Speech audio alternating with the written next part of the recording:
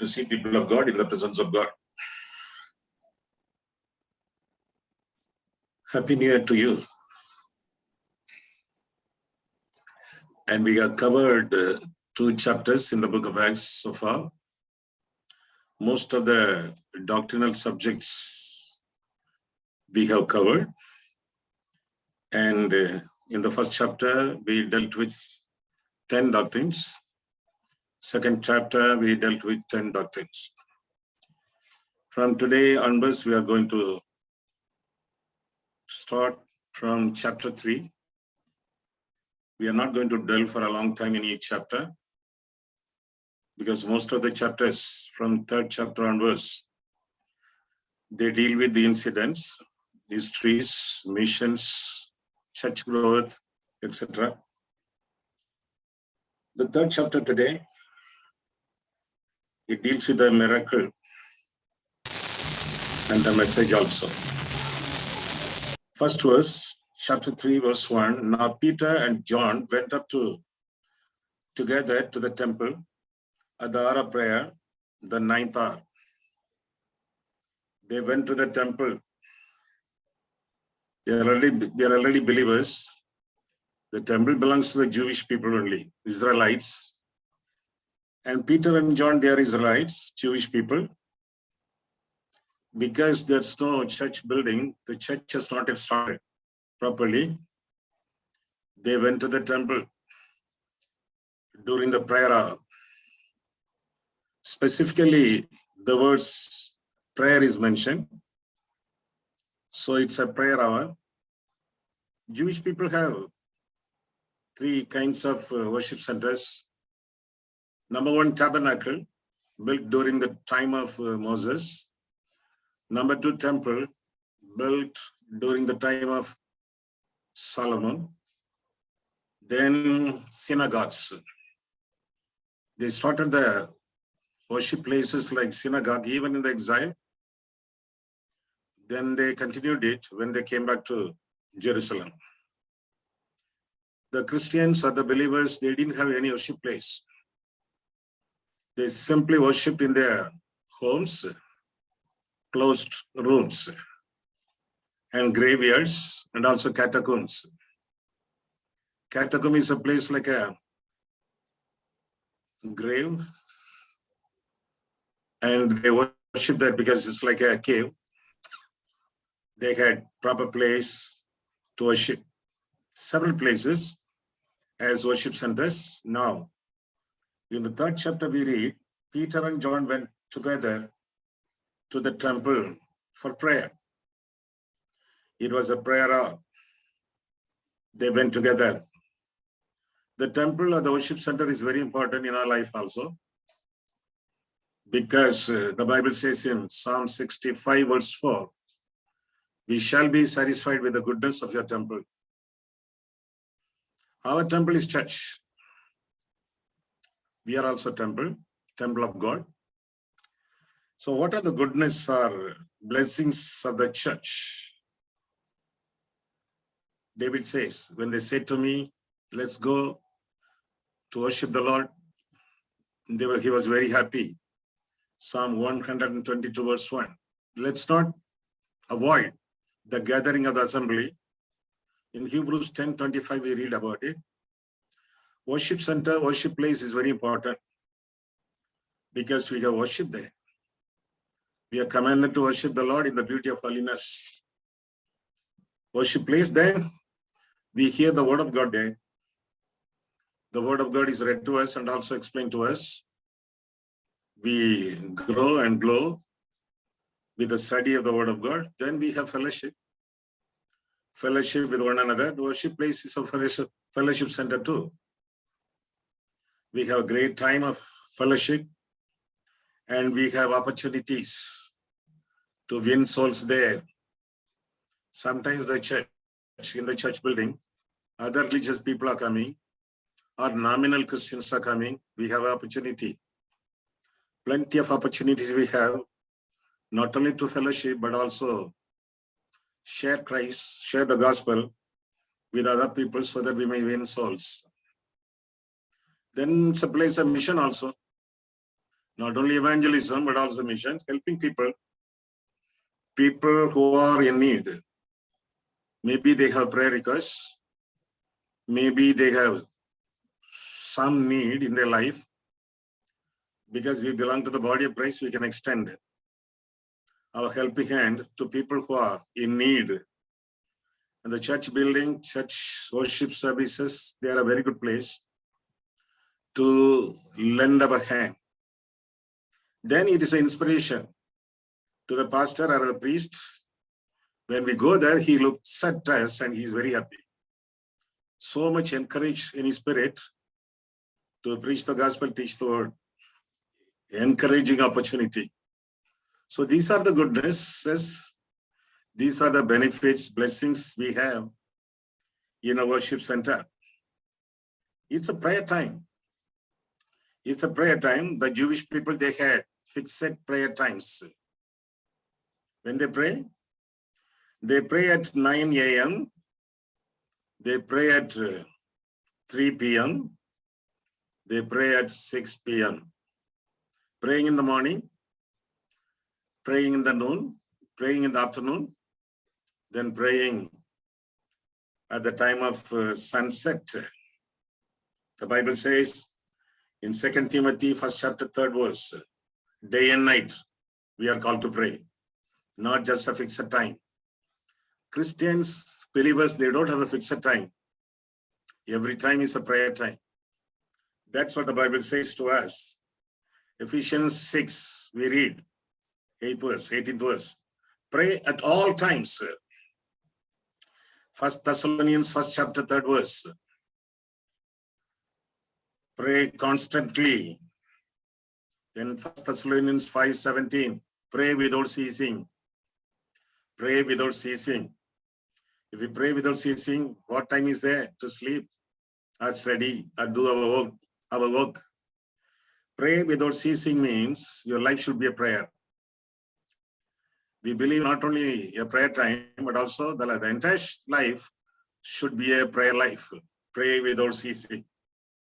Always pray in prayerful mood. That's what the Bible says in 1 Thessalonians 5:17. Our life should be a prayer life. We simply don't depend upon the traditional prayer time. What is the traditional prayer time? The Jewish people. Their times of prayer, 9 a.m., 3 p.m., and 6 p.m. When 2 or 3 gather in my name, I am there, Jesus says. When we gather in the name of Jesus, Jesus is there, we talk.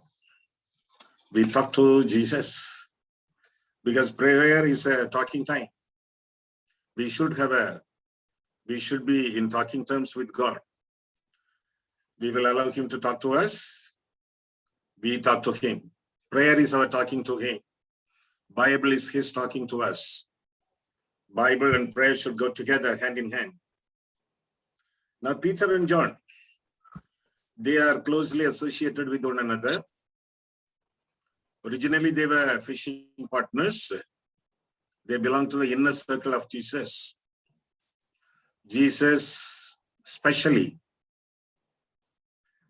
brought them into his inner circle, mainly for prayer. Jesus took them, Peter, James, and John, inner circle, 3 fellows, 3 disciples.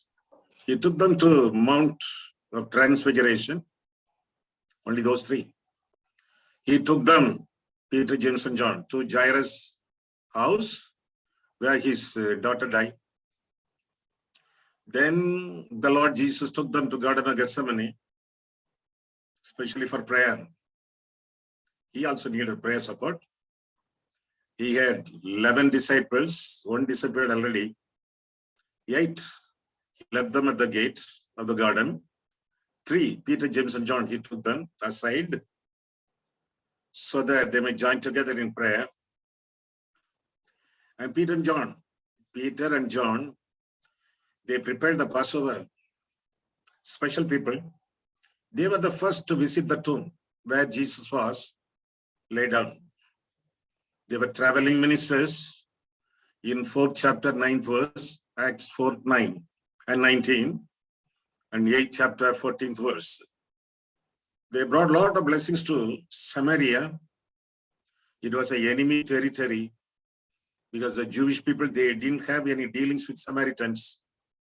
Bible says in John 4:9, he went to the enemy territory to preach the gospel. Once upon a time, John and James, they wanted to and tried to destroy the Samaritans because Jesus was not allowed to enter. They were very unhappy, upset. They said to Jesus, Lord, is it your will for us to command fire to come down from heaven to consume these fellows, Samaritans? Don't you know what kind of spirit you have? Jesus rebuked. Now the enemy territory, they went in to preach the gospel, village to village, because they were filled with the Spirit. The Spirit means fellowship, fellowship-oriented spirit. The grace of our Lord Jesus Christ, the love of God, and the fellowship of the Holy Spirit be with us all, always. So they brought a lot of blessings to Samaria, and they frequently visited the temple. Even after becoming believers in Christ, they did not forsake the temple. They went to the temple regularly. 2nd chapter 46. So continuing daily with one accord in the temple and breaking bread from house to house, they ate their food with gladness and simplicity of heart. They went to the temple regularly. They did not forsake the gathering of the assembly. They believed in prayer. They were praying apostles. Now the church attendance is very important. Very important. Don't expect preaching opportunity in the church always. The pastors are there. The preachers are there. Don't try to boost your ego by asking the pastor to give a preaching chance. He may give, he may not give, because he's an organized man. And in consultation with God, he arranges the worship services. Whether you have a preaching opportunity or testifying opportunity or not, you can be a blessing in the church. You can be a blessing in the church. You can catch a soul there and do personal evangelism. There may be people, non-Christians, they may be peeping into the church and enter, looking for some sort of comfort, and you are there. You are there, able to talk to that person, pray with the person if he has a need. So help praying with them and also inspire the leaders, because you are participating in the work silently in a corner. It's a ministry opportunity, and especially you're going to meet God there. Church attendance is very important. You will be meeting God there. Once upon a time, in the Jewish system, the Sabbath, that was Saturday. We worship on Sundays, because Sunday is the Lord's Day. So still the Jews, they worship on Sabbath, Saturday. We worship on the Lord's Day, Resurrection Day, the Sunday. For the Jewish people, the Sabbath was very important. It was very holy. They will not avoid it. They don't do any work on Sabbath day. If somebody misses the Sabbath, that is Saturday worship, he will be stoned to death. Horrible, terrible. And his head will be shaved, Bible says in the Old Testament. So it is very important that we should worship the Lord in the beauty of holiness, especially in our worship centers. Now we are going to meet with a person, 2nd verse, and a certain man, lame, crippled, lame from his mother's womb, was carried, whom they laid daily at the gate of the temple, which is called Beautiful, Beautiful Gate, to ask alms from those who entered the temple. Sorry. A crippled man, a lame man, born crippled, born lame, 40 years. 40 years he has been coming to the temple. Never he entered the temple because crippled people, lame people, they are not allowed to enter the, as per the law, they are not allowed. There was another man in John 5 at Bethesda, 38 years, he was sick, waiting for some opportunity to get healed. Some opportunity, 38 years. There was a woman, 12 years of sickness. In Mark 9:20 and Mark 5:25, 12 years in sickness. Jesus met her. There was another woman, 18 years, under the bondage of the devil. In Luke 13:16, there were so many people in the Bible also with chronic diseases. This man, 40 years, lame from the womb of the mother. He was a born crippled. Who created him? God created him. Why he was like that? Why God created lame man? We don't know the reason. We don't know the reason God created for his glory. That much we can know. God created him like that. That means that the glory of the Lord will be manifested. One verse says, in John 9, the disciples met with a blind man, born blind. They asked Jesus, Lord, why he is like that? Is it because of his sin or his parents' sin? None. Jesus said, he is like that the glory of the Lord will be made manifest to the people around him. Sometimes we don't know why God has created people with blindness, with lameness. We don't know. The revealed things belong, the unrevealed things belong to God. Deuteronomy 29:29. You cannot question God. It's all for God's glory. You are created by God. Why? For God's glory. I am created for the glory of the Lord. Then what is the purpose? I should bring a lot of glory to God and blessing to many in the name of Jesus. We cannot be selfish. We should not be self-centered. You are created for the glory of God. We cannot question God. Yeah, man, Nick by name, you know. Some of you or most of you know him in certain videos. No hands, no legs, bringing a lot of glory around the globe for the glory of God. Nick by name. You can find him in the internet, in various sites. And that man is kept in the near the gate called Beautiful. Beautiful gate. He was laid down. Beautiful outside, pathetic inside. Not allowed to get into the temple also. Begging for alms, begging for money, some help. A pathetic situation, a frustrated situation. Lives with the inferiority complex because others are going into the temple.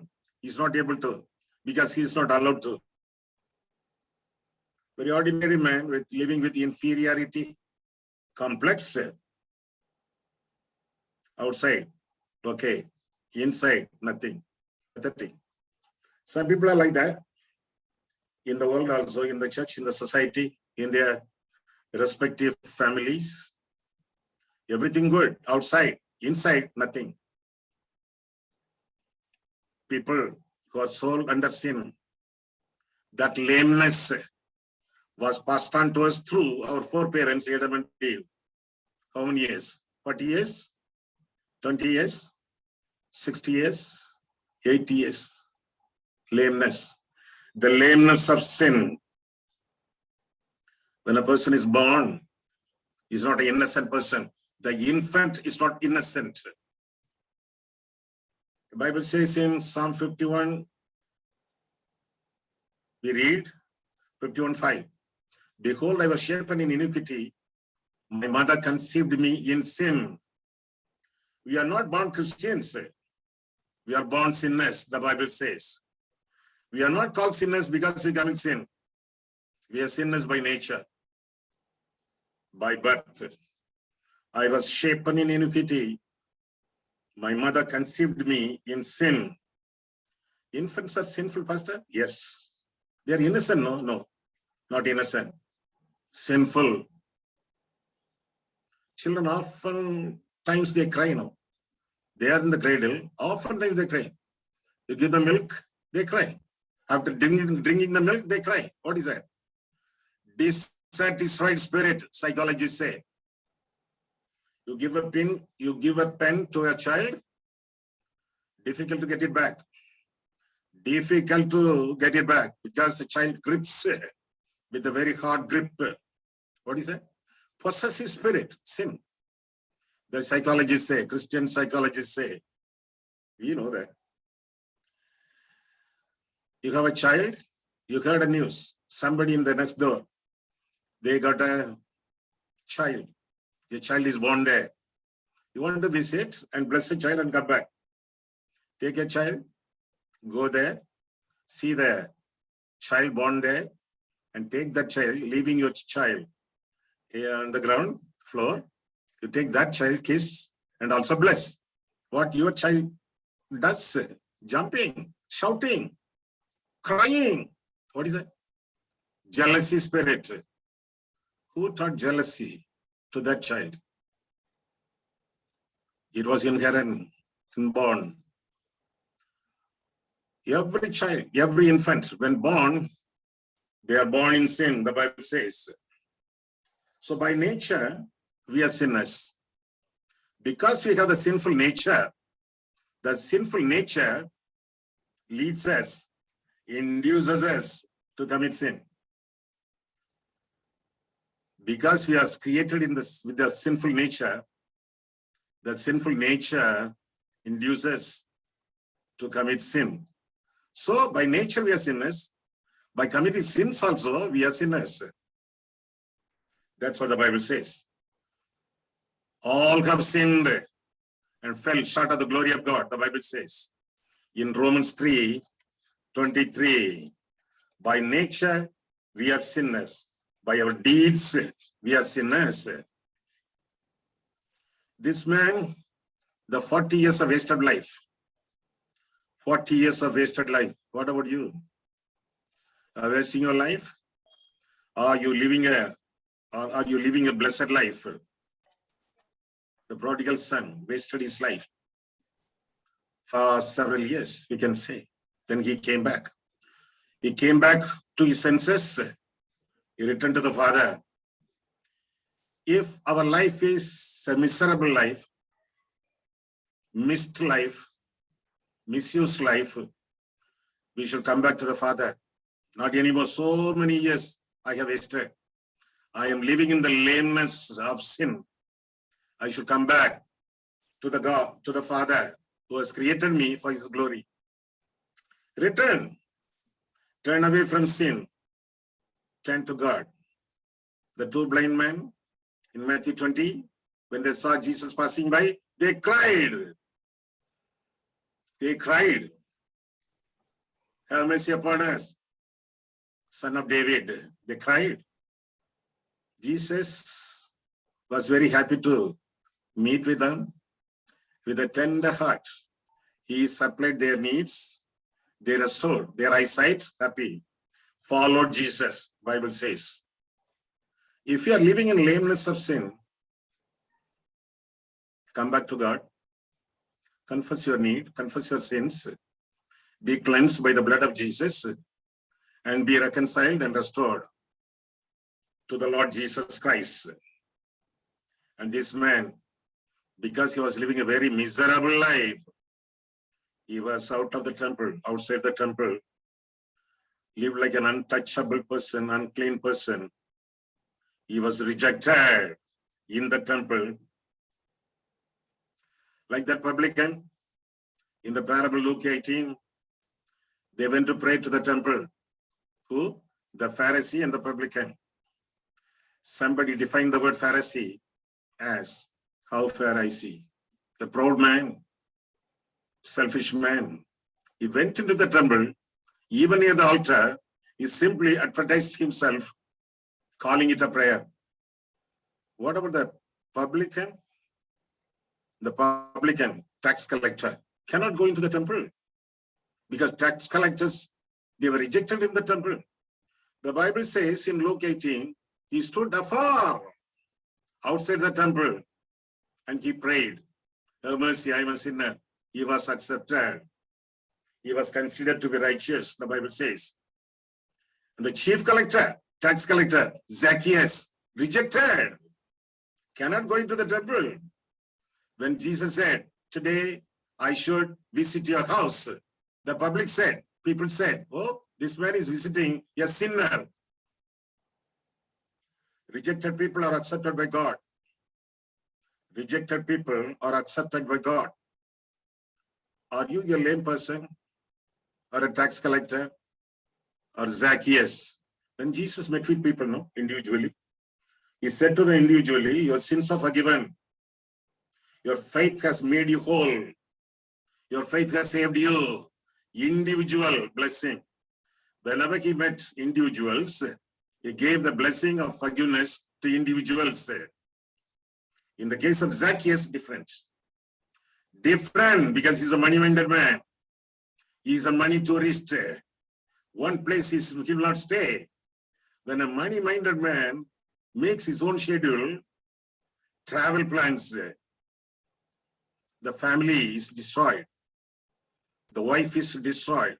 Children are destroyed. Jesus knows that. I don't want to say to you, Zacchaeus, your faith has made whole. I don't want to say to you, your sins are forgiven. Go home safely, peacefully. Bye. He didn't say like that. He said, "Today, I must stay in your house." Because the money-minded person's house, family, is very miserable. Jesus is needed there. Jesus should visit that house. Not only individual salvation, but also the whole house must have that salvation. Today, salvation has come to this house, he said. So if you are thinking that you are living a wasted life, come back to Jesus. Let Jesus remove that lameness from you. Let him give you the living water that you may flourish in your life. So first of all, this man is born crippled, born lame. Secondly, he is a burden. He is a burden for others. If I am sinful, what is wrong? I am not affecting anybody. I enjoy my own sin. I am not affected. I don't feel affected. I am not bothering to anybody. You are a bothering. You are hurting the Father. You are killing the Son. You are grieving the Holy Spirit. You are a burden. This man is a burden, Pastor? Yes, second verse. Acts 3, verse 2. And a certain man, lame from his mother's womb, was carried. He cannot walk. Crippled. He was carried by other people. What is that? Burden for other people. I'll continue. Carried, whom they laid daily at the gate of the temple. Daily carrying.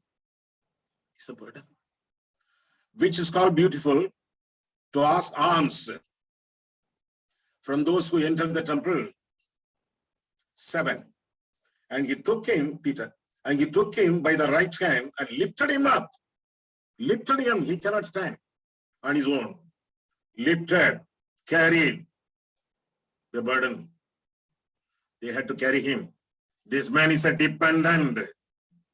He had to depend upon other people for his survival. Are you a burden or a blessing? To your home, to your church, to the neighborhood, in your family circle. Burden or a blessing? We are called to be blessings. There was a paralytic. In Mark 2, they carried him. 4 people carried him in a cart, Bible says. There was a youth, young fellow, who lived in Nain, particular village. They carried him. Dead body, they carried. Many a time we are carried by other people. We cannot live by our own brain, at least. We cannot. We have to depend upon people for our personal survival. Burden or a blessing. I remember the story or a parable of the fig tree in Luke 13. The fig tree, fortunate tree, a blessed tree. How? Because it was planted in a vineyard. Fig trees are planted in the fig fields, not vineyard. Vineyard, the grape trees, they are planted. Bible says in Deuteronomy 32nd chapter, you cannot plant any seed in a vineyard. More than that, more than above. This particular tree is planted in a vineyard. And the tree, fig tree, occupies a space which can be used by 60 vines, grape trees. That all space is occupied by one tree, but still no fruit. No fruit. Shall I cut it down? The owner asked, no, let it be there for one more year also. One more year. For some people, it may be a fruit-bearing year, new year. For some people, it may be a last year. Be careful. Be careful. Bear fruit. Some people are problematic. Some people are possibilities. Some people are blessings. Some people are burdens.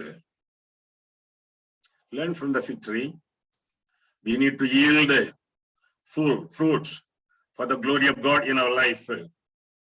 We should not be a burden. We should not be dependents. We should not depend upon other people. Always pro-catching, telling lies, flattery, borrowing, depending upon other people. No need. You don't need to depend upon other people because your God, our God, is wealthy enough. He is able to take care of all your needs and necessities. He is able to take care of all your needs and necessities. What you should do? Seek first the kingdom of God and his righteousness. And all these things shall be. The grammar should be will be. All these things will be. But Jesus says shall be. All these things shall be. Shall be means certainly. All these things shall be added to you. Seek ye first the kingdom of God and his righteousness. And don't depend upon preachers also.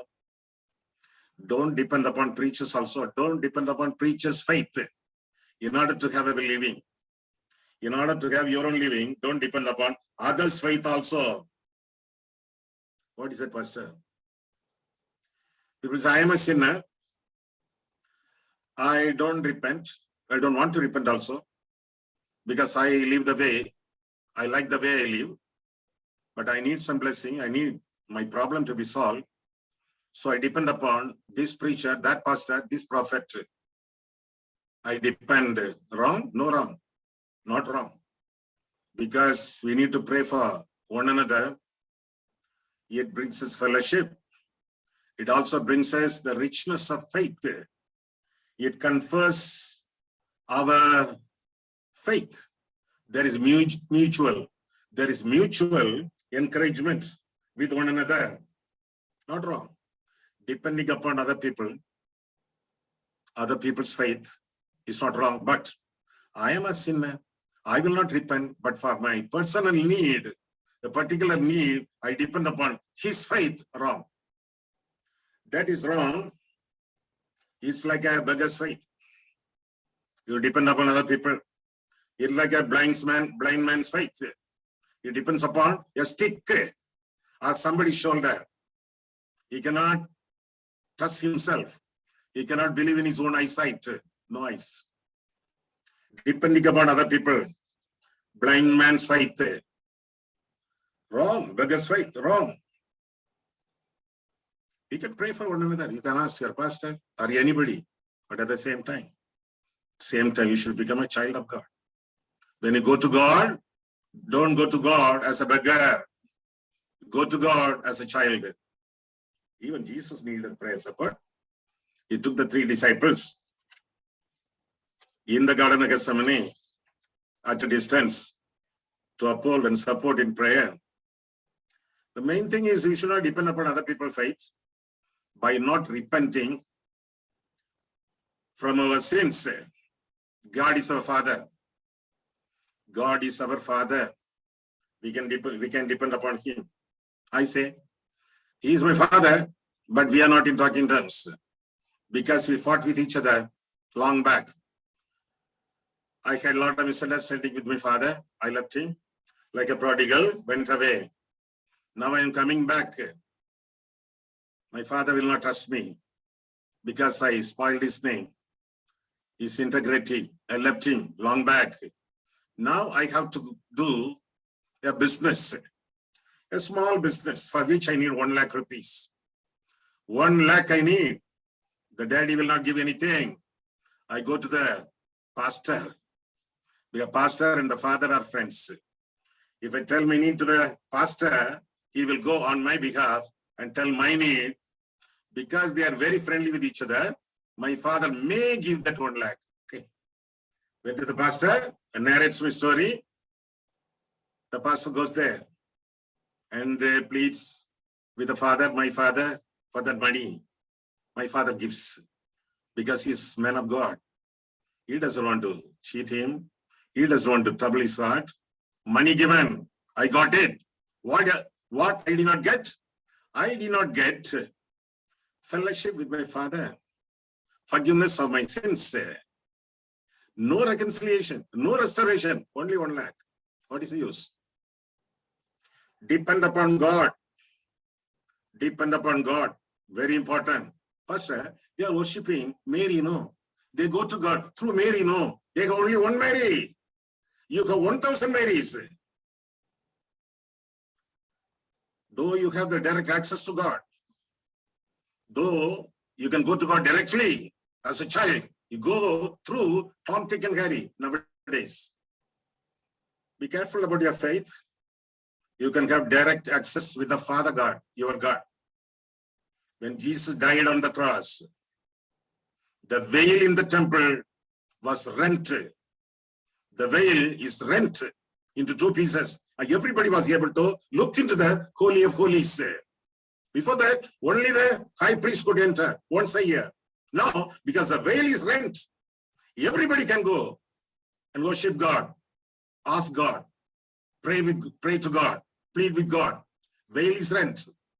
You don't need anybody except for fellowship and encouragement and support. But you must have direct relationship with God Almighty. What should you do? Seek first the kingdom of God and His righteousness. And all these things, all your needs will be added. Jesus says, and you are complete and perfect in Christ. Colossians 2nd chapter, 20th verse. Whatever you have, give them in the hands of God, like 5 bread and 2 fish. God will multiply it and bless you abundantly. So first of all, this man is a born lame person, born crippled. Secondly, he is a burden for others. Thirdly, he is a beggar. Born lame, burden, beggar.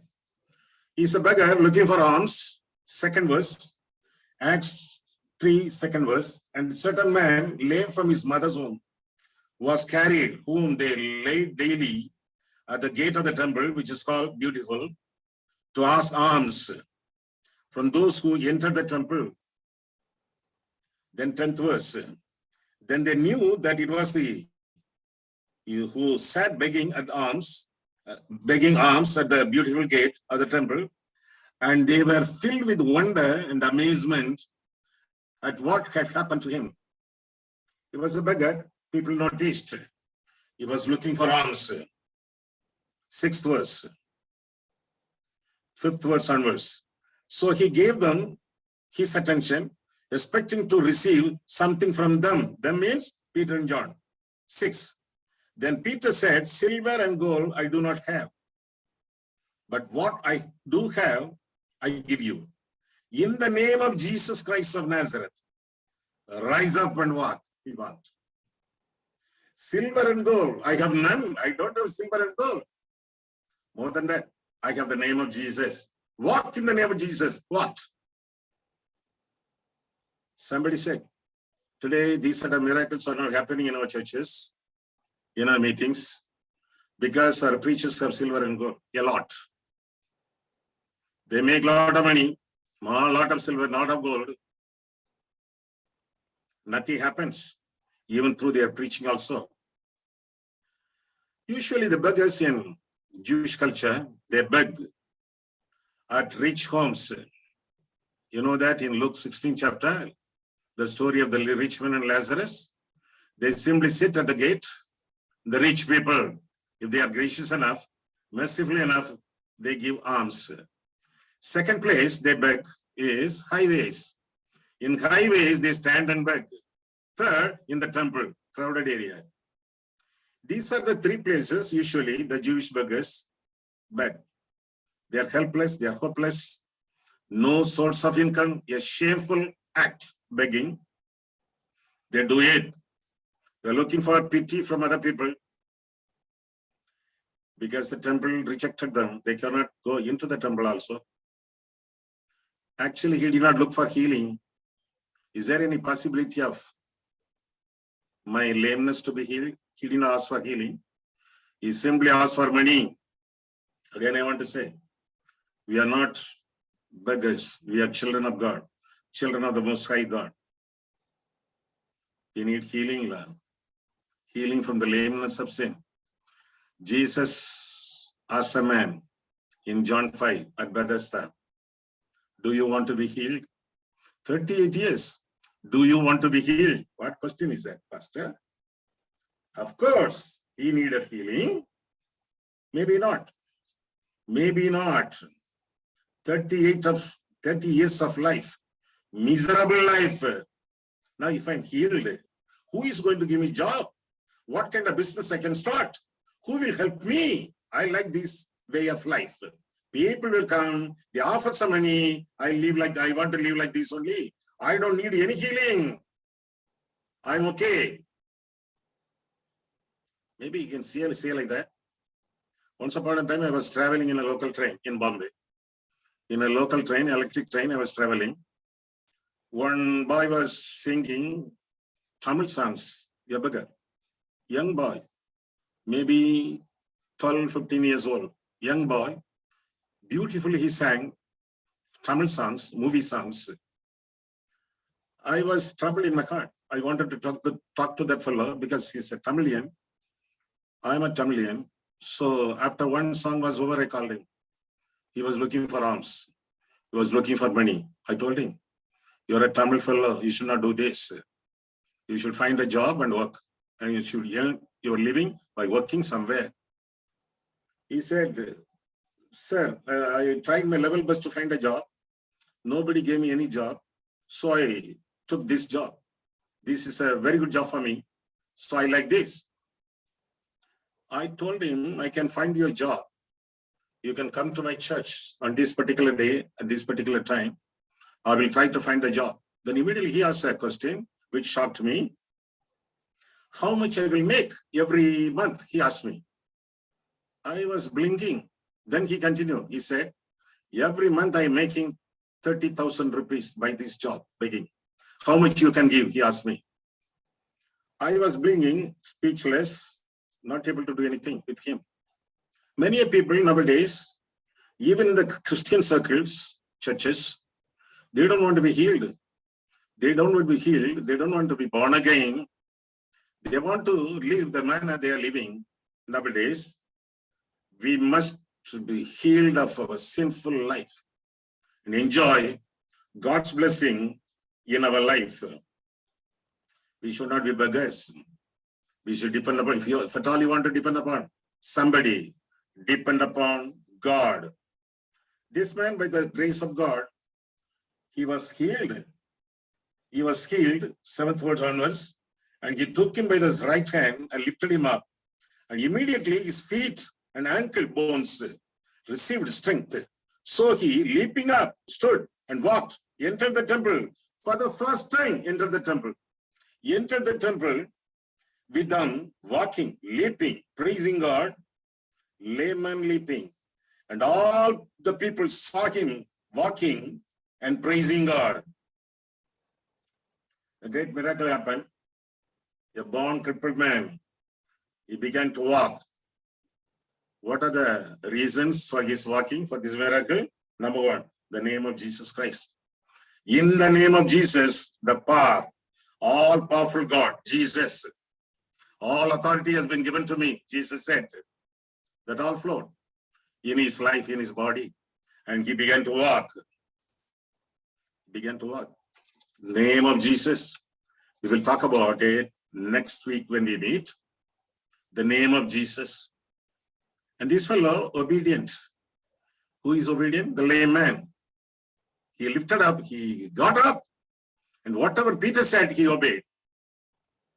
A miracle is not a magic. It involves obedience. Get up, he should get up. Walk, he should walk. No, I cannot do all these things. You can carry me like a Superman. No, obey. A miracle is not a magic. It involves obedience. John 2, the wedding at Cana. Jesus did not do certain things at Cana. What he did not do? He did not look for the 6 jars. He did not clean them. He did not pour water into each jar. He did not taste. He did not distribute the water turned to wine. He did not distribute the wine to person. He did not do all these things. Only the servants did it. Whatever they could do, they did.